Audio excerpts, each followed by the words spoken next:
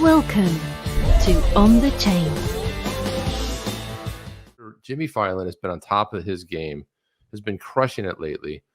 And he put this out, XRP community, SEC v. Ripple. Parties file a joint scheduling letter proposing opening briefs for summary judgment and expert challenges in August, and closing briefs a few days before Christmas. There you go. Wait a minute. This August, is a September, December. joint filing. Interesting. Yeah. So in order to have this joint filing, you need cooperation on both parties. And that's exactly what we have here. We have, it's a little bit foggy there, but I think we'll read it like that. But go to the blurred version. I don't know why we got this one. I don't know why we have. Look at that, crystal clear. The attachment page that has everything. So this letter was written. This is Mark Sylvester from the United Securities and Exchange Commission. You've got here Michael Kellogg.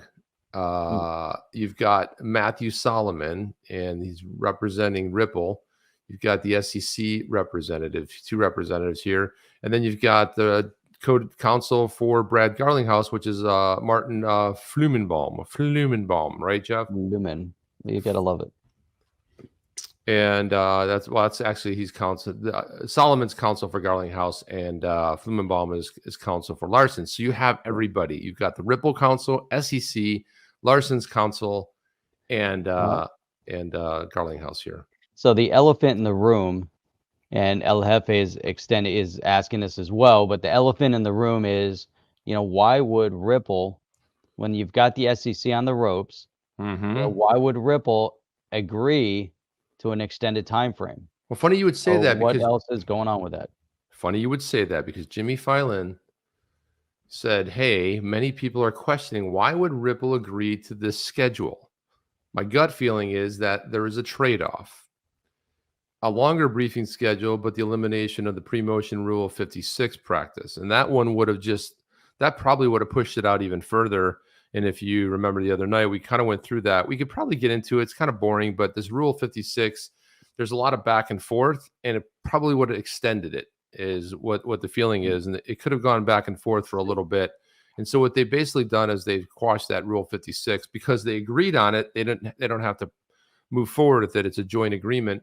But he said if Ripple didn't agree, there would be more scheduling disputes that are, in my estimation, would have taken up even more time. And then Ripple would have lost that battle if the past is any guide. Then the motion schedule would have been gone well into 2023. In my opinion, this was a smart move by Ripple in locking in the schedule. Jeff, thoughts on that? Well, that's crazy. I'm looking up this Rule 56, and to bring that up, it says here that a motion for summary judgment or partial summary judgment, a party may move to summary judgment identifying each claim or defense or the part of each claim or defense on which summary judgment is sought. The court shall grant summary judgment if the movement shows that there is no genuine dispute as to any material fact and the movement is entitled to judgment as a matter of law. The court should state on the record the reasons for granting or denying the motion. There's different reasons, but how does that, it's so bizarre, to me. Once you start getting into the legalese of everything, and we're starting to see that the SEC on their own, who filed this case, if they had the goods, wouldn't they want to bring this to a fast close? I mean, they are spending the money of the people, after all, on these attorneys, and they're just, burning through, millions and millions and millions and millions of dollars, plus, and everything going into it. You would think that the SEC would want some finality to this, or, is the SEC also looking for some clear guidance? Does the SEC also have some, desire to have some sort of an outcome at the end of the day out of all this? Yeah, that's interesting you say that, Jeff, because I kind of feel like, look, if they had a really strong case, they would just go move. You wouldn't be delayed. You wouldn't see all these delays, but I think Jimmy Fallon's onto something here, is that this whole, and he proposed this the other day. He was saying, look, this is complicated, especially with Rule 56 here. And by them agreeing, and who's agreeing? You've basically got four parties, really, because you have Ripple, you have Garlinghouse, you have Larson, and then you have the SEC. So the fact that you can even get 4 agreements there, they all had to agree in a joint proposal, and it's locked. And then we've got this piece here from none other than, this is Stu Alderati, and he is general counsel for Ripple. But he was commenting on Jimmy Filan's tweet about the earlier one we looked at about the briefs for summary judgment. He says, to all who have been following the case thus far, thank you. That's all of you, everybody. We've all been following that. Thank yous. Know that Ripple is pushing hard and the court is working hard to resolve the case as soon as possible, despite the SEC time.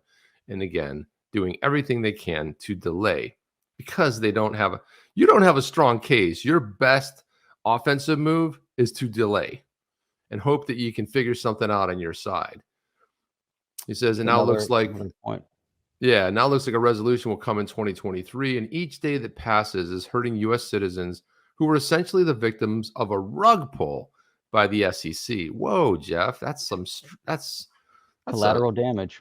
That's a beatdown, man. A rug pull on the U.S. citizens. Yep. 15 billion in XRP market cap was destroyed the day the suit was filed, hurting the very people the SEC purports to protect. How spot on is that? Man, that's a big statement. And that kind of, he said it, maybe a little bit nicer, but that is no, we would have.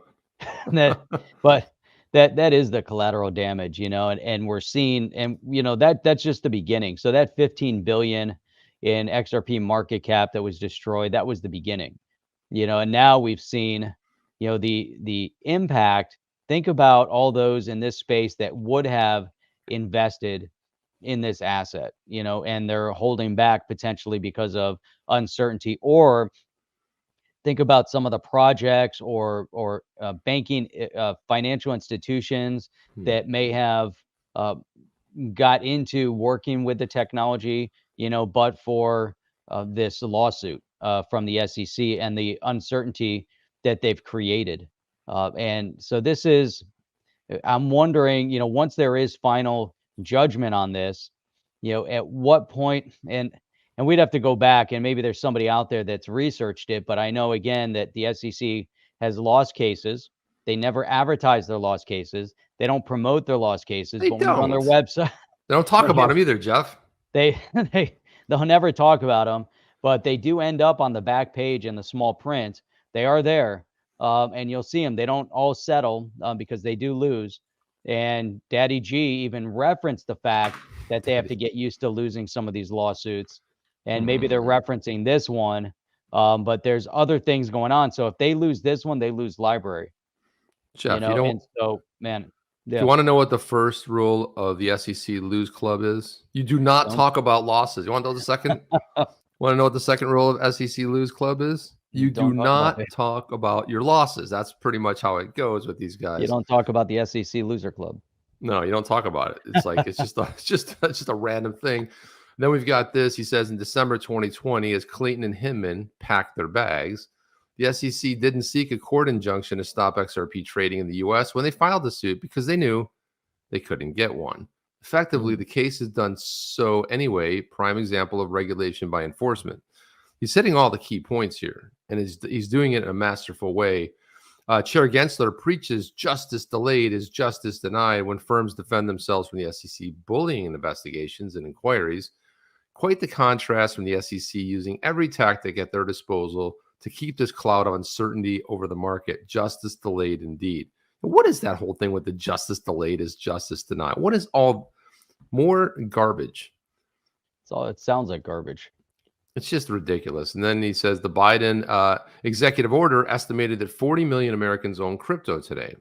No thanks to the SEC, who insist on saying that all or most tokens are securities and that the U.S. exchanges are running unlawful security exchanges. If you ask which ones, no comment, Jeff, no disclosure. What is up with that? Man, crazy stuff, isn't it? It's bizarro. And then Gensler refuses to offer any specifics whatsoever. And the SEC hasn't sought to shut down any exchange because they know they don't have any real jurisdiction over this $2 trillion market industry, which at one point was $3 trillion and probably on its way to $5 trillion.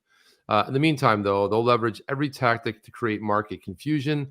Already we're seeing a massive transfer of crypto talent, tech, and wealth moving offshore to jurisdictions with rational regulatory frameworks. Entrepreneurs are being advised not to start their projects in the U.S. How long can this be allowed to continue? Look at that.